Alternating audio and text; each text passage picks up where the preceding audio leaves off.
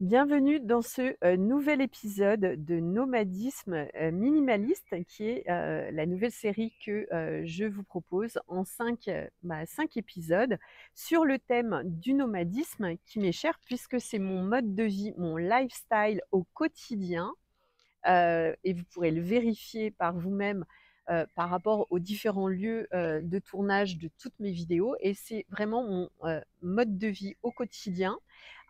Et aujourd'hui, on va parler justement d'inconfort, avec tout l'insécurité et l'inconfort euh, que ça peut occasionner, par lesquels je suis passée et maintenant avec lesquels finalement je surfe avec beaucoup de joie, avec beaucoup d'excitation, avec beaucoup d'émerveillement et qui me permet aussi de retrouver une spontanéité d'enfant, d'émerveillement, de découvrir des nouveaux lieux et aussi à la confrontation aussi à des parties de moi que je n'aurais pas été amenée à entrevoir et à percevoir si j'étais restée tranquillement installée confortablement chez moi.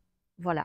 Donc là, dans cet épisode numéro 3, on va aller voir un peu tout ce qui est surmonté, accepté, les difficultés, éventuellement les obstacles, apprendre de soi et puis grandir aussi en conscience parce que le nomadisme, eh ben, ça reste un mode de vie, mais un mode de vie qui inclut le voyage, le mouvement, le changement de lieu et l'incertitude, l'insécurité et la nouveauté dans son quotidien. Donc en fait, c'est pas forcément non plus une carte postale. L'idée de vivre de façon nomade ne doit pas être envisagée comme une fuite du quotidien, plutôt comme une confrontation euh, de qui l'on est dans des environnements qui sont totalement différents. Et en fait, beaucoup de personnes finalement, j'en ai parlé dans l'épisode précédent, misent et focalisent tout sur soit des vacances, soit justement un séjour, où le séjour, les vacances ont vocation à retrouver son niveau de santé, son niveau de vitalité, à se reposer, mais en même temps profiter, créer des souvenirs, rire, s'amuser, voilà, faire des activités, découvrir, visiter. Il y a tellement de choses que pour le mental, ça peut être vraiment bloquant et encore plus stressant finalement si on l'aborde de ce côté-là.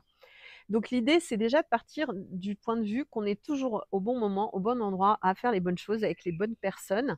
Et là, l'idée, c'est d'accepter l'inconnu, d'apprendre à s'adapter, mais de ne pas utiliser en fait le nomadisme ou le voyage comme une fuite de soi-même, parce que finalement, euh, partout où vous allez aller, moi j'ai résidé là pendant presque plus d'un an sur l'île de la Réunion, j'y retourne bientôt. Vous allez finalement toujours emporter dans vos bagages vos limitations, vos croyances limitantes, votre dépression si vous êtes dépressif, et tout ce qui fait votre quotidien, tout ce que vous n'appréciez pas dans votre quotidien, vos relations qui ne fonctionnent pas, vos enfants avec qui c'est pas la super entente, tout ça, vous allez toujours l'emporter avec vous au quotidien, que ce soit en voyage ou en nomadisme. Donc l'idée, c'est d'avoir conscience que le nomadisme n'est pas... c'est quelque chose justement qui va vous confronter à vous-même. Donc l'idée, c'est vraiment aussi d'être prêt à se confronter à soi et surtout d'être confronté à soi quand on n'est pas dans son environnement de base, bah, ça peut mettre en sécurité, en insécurité. Mais ça peut aussi, à l'inverse, quand vous commencez à vous habituer à être bien partout, et ce qui est mon cas, maintenant je sais que je n'ai pas besoin d'avoir mes petites bougies, mon petit cadre ou des effets personnels pour me sentir bien. En fait, j'arrive maintenant à me sentir bien dans n'importe quel environnement, à partir du moment où, bien sûr, le lieu est bien fréquenté énergétiquement, pour parler directement, je dirais, où le lieu n'est pas hanté, parce que ça m'est arrivé aussi, où il n'y a pas des mauvaises énergies, mais ça, après, en tant qu'énergéticienne, bon, j'ai la chance de pouvoir voilà, faire des nettoyages. Mais des fois, il y a certains lieux qui sont vraiment chargés et moi, j'abandonne même l'idée de faire des nettoyages parce que c'est quand même le lieu qui vous choisit et il y a des lieux qui peuvent être très lourds et donc ça peut vous impacter sans que vous ayez forcément la possibilité d'y faire face. Donc dans ce cas-là, moi mon corps me dit direct, c'est on s'en va et donc il faut être prêt aussi à tout quitter et à tout bouger ses plans parce que le lieu ne vous, convient pas. Donc finalement, ce mouvement extérieur de nomadisme va vous amener à la rencontre de vos peurs, de vos insécurités, de vos blocages, de vos croyances limitantes et va vous permettre de poser un regard beaucoup plus profond sur vous, sur quel est, l'élément en fait qui me convient, qu'est-ce qui convient à ma vie et par exemple, je vais vous faire une petite illustration. Moi, j'ai jamais demandé à vivre dans les îles et pourtant, je suis allée 5 fois en 2 ans et demi, en Nouvelle-Calédonie et on va dire c'était presque ma résidence secondaire. Il y a, voilà, j'y allais 2 fois par an, j'allais 3 semaines, 2 fois 3 semaines en Nouvelle-Calédonie. À partir du moment où, il y a eu les problèmes qu'on connaît, bon, toutes les complications qu'on a eues en 2020, la Nouvelle-Calédonie et Nouméa, en l'occurrence, n'est plus une destination pour moi qui m'attire pour l'instant, bien sûr, même si j'ai beaucoup une connexion de cœur avec cette île.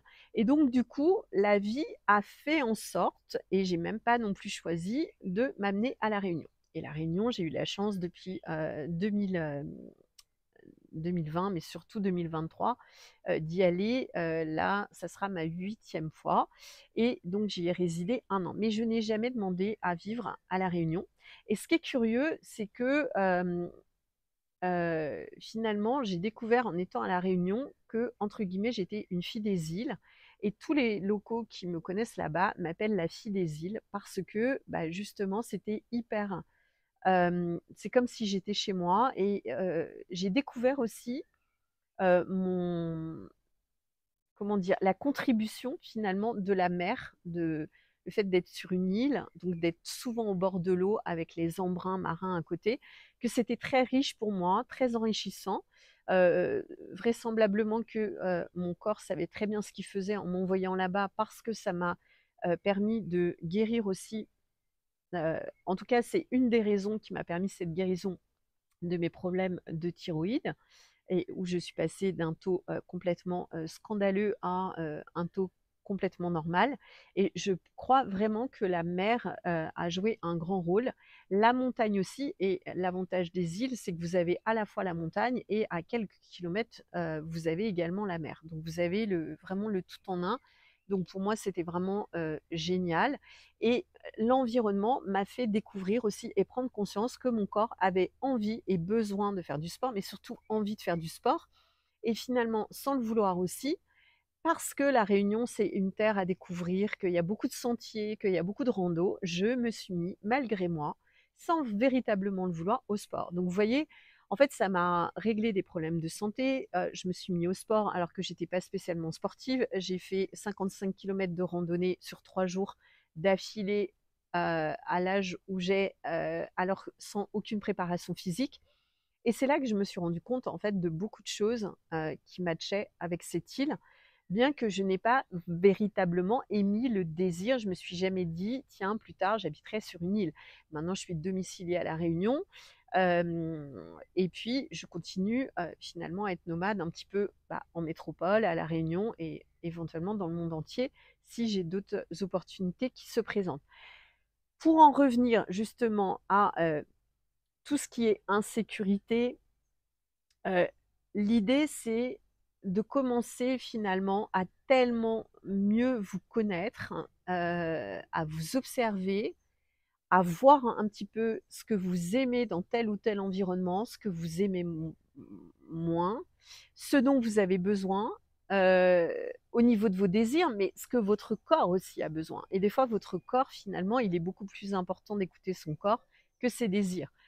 Moi, mon corps, littéralement, avait besoin, a priori, de la mer et il adore cette ambiance insulaire et moi, je me suis pas dit dans ma tête: «Tiens, je vais aller vivre à La Réunion», voilà. J'ai aussi, bien sûr, et j'allais l'oublier, mais ça va de soi, j'ai besoin du soleil.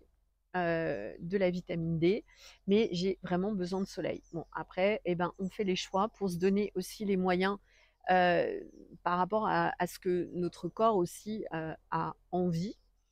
Et ça après c'est la responsabilité de chacun de, prendre en charge sa vie, de redevenir leader de sa vie, de reprendre le pouvoir sur sa vie pour pas se dire dans 15 ans, dans 20 ans: «Ah mince, si j'avais su, j'aurais bien voulu vivre là, j'aurais bien voulu faire ça».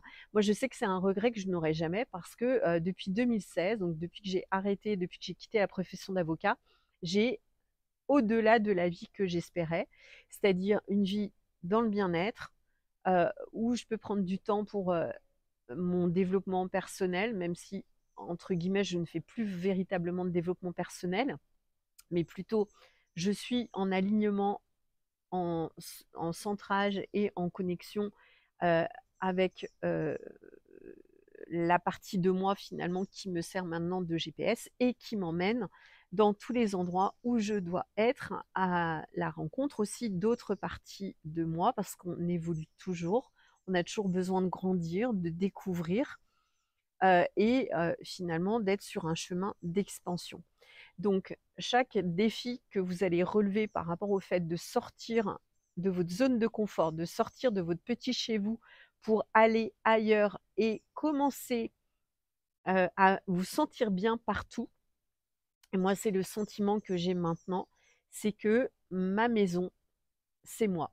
Je n'ai plus besoin d'avoir un lieu spécifique pour me sentir en sécurité. Ma maison, c'est moi et je l'emmène partout avec moi. Et donc, ça me permet, de vivre des grandes aventures, de vivre, vraiment des grands bouleversements, des grandes explorations, d'avoir, une vie, avec beaucoup, beaucoup de nouveautés, beaucoup d'opportunités, beaucoup de possibilités, tout en étant en sécurité dans mon corps, dans mon mental. Et ça, c'est vraiment quelque chose que je vous invite à aller rechercher, c'est de trouver la sécurité et surtout au niveau de votre, système nerveux, d'arriver à être sécure partout où vous êtes et je dirais même, peu importe aussi avec qui vous êtes. Et ça, c'est quelque chose que j'ai aussi de plus en plus de facilité à faire, c'est entre guillemets, être dans des endroits avec même d'autres personnes et pouvoir réussir à être, à rester, alignée avec moi-même, même avec des énergies qui sont un petit peu contraires ou qui sont un petit peu, dispersantes ou voilà, c'est toujours à revenir en moi, et à être ma propre guidance et c'est ce que je vous, enseigne et c'est, le chemin aussi, heu, qu'on fait justement en collaboration dans le cadre de mes accompagnements en coaching ou en mentoring où justement j'ai, cette expérience d'être, justement de trouver cette sécurité, peu importe les situations. Peu importe, finalement les environnements, pour que vous soyez toujours, avec vous-même, mais aussi dans une petite dose d'inconfort pour vous amener à, sortir, de votre petit champ et à aller explorer finalement, des nouvelles choses et ça commence justement avec, cette intention, heu, peut-être si, telle est la vôtre d'aller découvrir ou de, se découvrir à travers le nomadisme.